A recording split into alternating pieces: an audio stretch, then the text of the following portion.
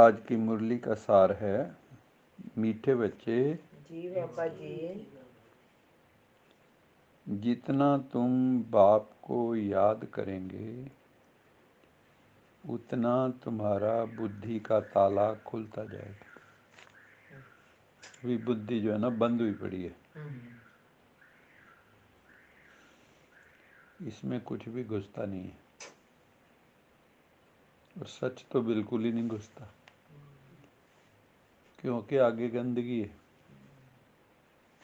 जैसे कोई गंदा बर्तन हो, उसमें दूध डालो, अमृत डालो तो वो भी दूषित हो जाएगा। बिल्कुल हो जाएगा। तो ऐसे ही बाबा कहते हैं तुम्हारा बुद्धि का ताला बंद हुआ पड़ा है, ग्रहणशील नहीं हो तुम, रिसेप्टिविटी कम हो गई।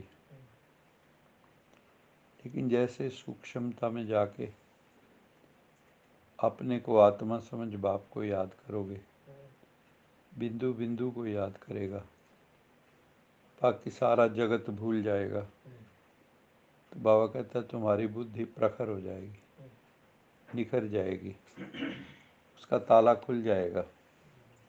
ताला खुलने का क्या मतलब होता है?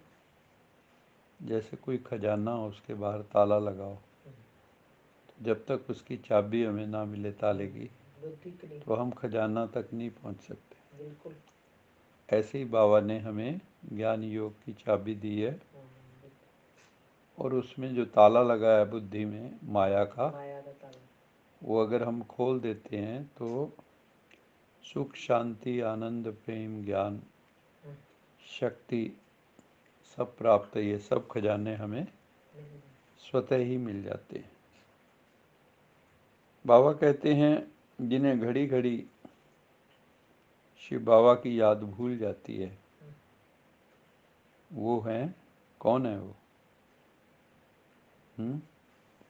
जिन्हें घड़ी घड़ी शिव बाबा की याद भूल जाती है, क्योंकि ये भूलने और याद करने का खेल है, स्मृति विस्मृति का खेल है ना। हम भूल जाते हैं।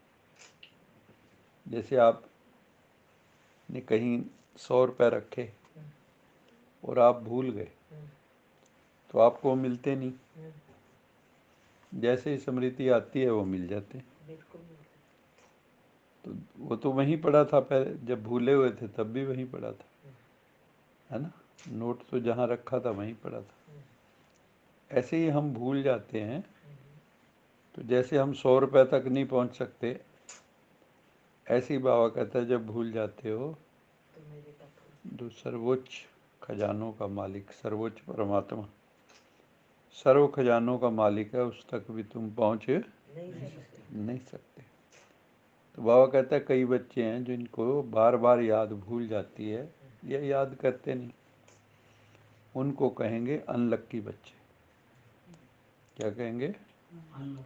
अनलक्की। उनका भाग्य सोया हुआ है, दुर्भाग्य, वो दुर्भाग्यशाली हैं कि भगवान मिला, उसने भाग्य बांटा और उसने लिया नहीं, सोया रहा, टालता रहा, आज ले लेंगे कल ले लेंगे, और वक़्त हाथ से निकल गया। तो उनको क्या कहेंगे? अनलक्की बच्चे।